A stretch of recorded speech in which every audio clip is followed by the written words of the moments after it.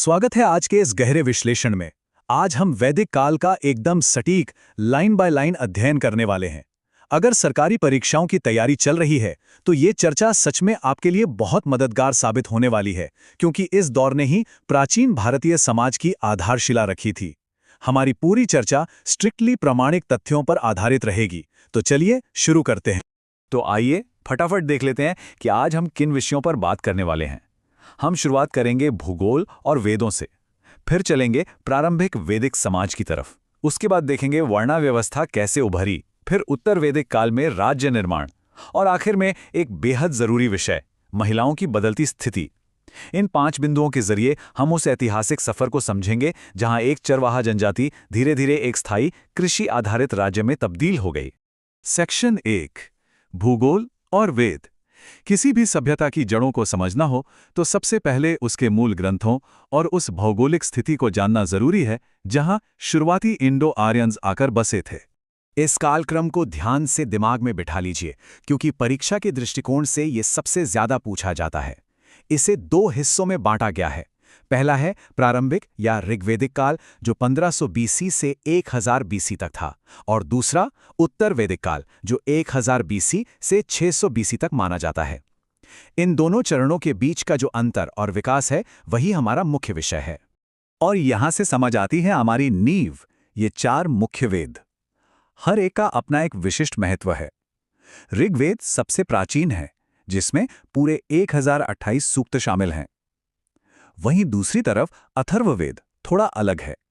इसमें उस जमाने के रोजमर्रा के जीवन, आम लोगों की परेशानियों और यहां तक कि राजकाज से जुड़ी बातों का भी काफी विस्तृत उल्लेख मिलता है। अब चलते हैं उस भौगोलिक क्षेत्र की तरफ जिसे सप्त सिंधु कहा जाता था। परीक्षा के लिए इन 7 नदियों के प्राचीन नाम टिप्स पर होने चाहिए, जैसे सिंधु, जिसे आज हम इंडस कहते हैं, कुभा, जो अब काबुल है, क्रुमो बनी कुरम, सुवस्तु को अब स्वात के नाम से जाना जाता है, और गोमती यानी गोमल नदी। ये सारे भौगोलिक निशान उन शुरुआती लोगों के बसेरे की पूरी कहानी कहते हैं।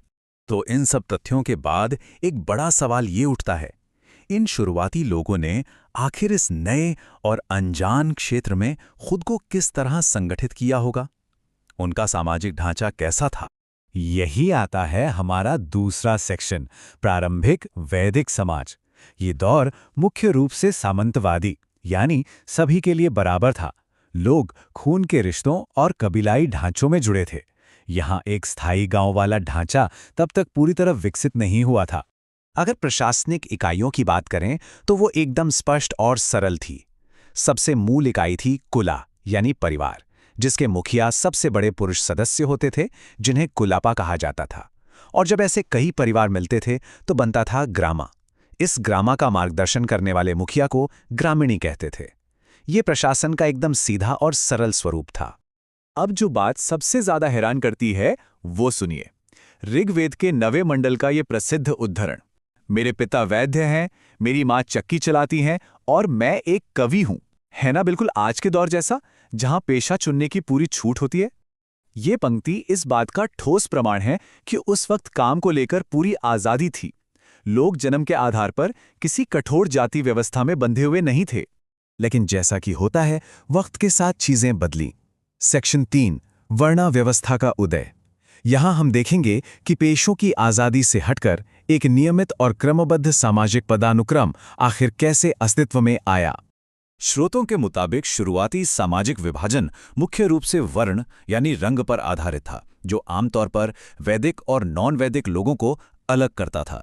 समाज ब्राह्मण, क्षत्रिय और वैश्य में विभाजित था।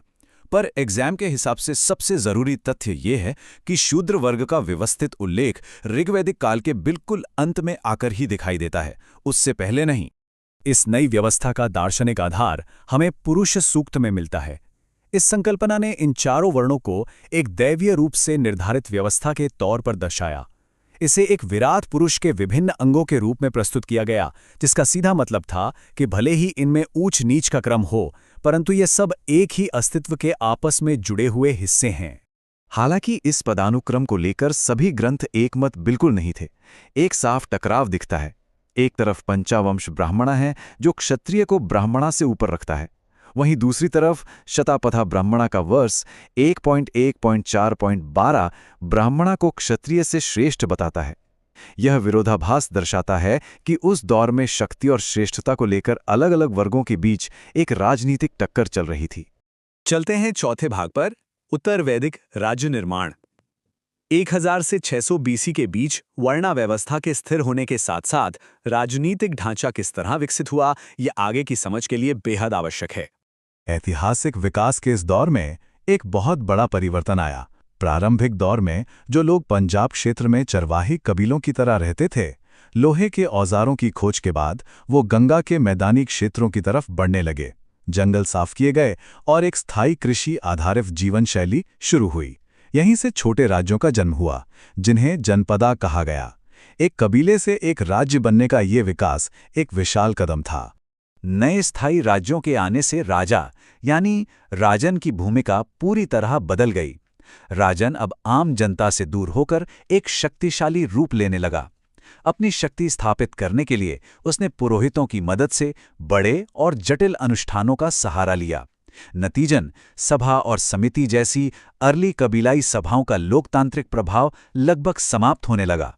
सत्ता के इस नए खेल में कुछ अहम शब्दावलियां आती हैं जो परीक्षा के लिए बेहद जरूरी हैं। ध्यान दीजिएगा, अश्वमेधा जो राज्य विस्तार के लिए किया जाने वाला घोड़े का यज्ञ था, राजसूय जो राजा की शक्ति बढ़ाने और उसके राज्याभिषेक का अनुष्ठान था, और सबसे महत्वपूर्ण बलि, शुरुआती दौर में जो एक स्वैच्छिक रूप से दिया जाने वाला उपहार था, उत्तर वैदिक काल में वो एक अनिवार्य कर यानी कंपल्सरी टैक्स बन गया। इनके मायने बिल्कुल स्पष्ट होने चाहिए। अब आते हैं इस विश्लेषण के आखिरी और अत्यंत संवेदनशील विषय पर, महिलाओं की बदलती स्थिति। जब एक लचीला कबायली समाज एक पितृसत्तात्मक राज्य व्यवस्था में बदला, तो उसने महिलाओं के अधिकारों पर क्या असर डाला? आइए देखते हैं कि ये कड़ी आगे कैसे जुड़ती हैं। प्रारंभिक ऋग्वैदिक काल में देखिए, स्रोतों के मुताबिक लगभग 27 से ज्यादा ऐसी महिला विद्वान थीं जिन्हें ब्रह्मावादिनी या ऋषिका कहा जाता था। घोषा, गार्गी, अपाला और लोपामुद्रा जैसी महिलाओं ने सच में वेदों की ऋचाओं की रचना की थी। उस वक्त उन्हें शिक्षा और यज्ञ में भाग लेने का पूरा अधिकार था। लेकिन उत्तर वैदिक काल आते आते चीजें सिमटने लगी। संपत्ति का अधिकार मुख्य रूप से पुरुषों तक ही रह गया। महिलाओं के पास आर्थिक सुरक्षा के नाम पर सिर्फ एक ही चीज बची, और वही थी स्त्री धना। ये उन्हें विवाह के माध्यम से दिया जाने वाला धन था, जिस पर उनका अधिकार जरूर था, लेकिन फिर भी ये एक बहुत ही सीमित आर्थिक सुरक्षा थी। इसके अलावा विवाह के नियम भी तय करके बेहद कठोर बना दिए गए। मुख्य रूप से 2 नियम थे। अनुलोमा, जिसमें एक उच्च वर्ण का पुरुष निम्न वर्ण की महिला से विवाह करता था, और प्रतिलोमा, जिसमें एक निम्न वर्ण का पुरुष उच्च वर्ण की महिला से शादी करता था। ये सारे नियम सीधे तौर पर वर्ण व्यवस्था की शुद्धता को बनाए रखने के लिए निर्धारित किए गए थे। तो मुख्य बिंदु यह है कि उत्तर वैदिक काल ने परिवार और समाज में पुरुष अधिकार को पूरी तरह से संस्थागत कर दिया। संपत्ति के अधिकार कम हुए और सामाजिक पदानुक्रम के हिसाब से लैंगिक व्यवहार के नए और कठोर नियम स्थापित किए गए। जो आज़ादी और लचीलापन शुरुआती दौर में था, वो धीरे धीरे एक कठोर ढांचे में बन चुका था। तो इस सभी जानकारी के बाद हम आज की इस चर्चा को एक मुख्य सवाल के साथ समाप्त करेंगे।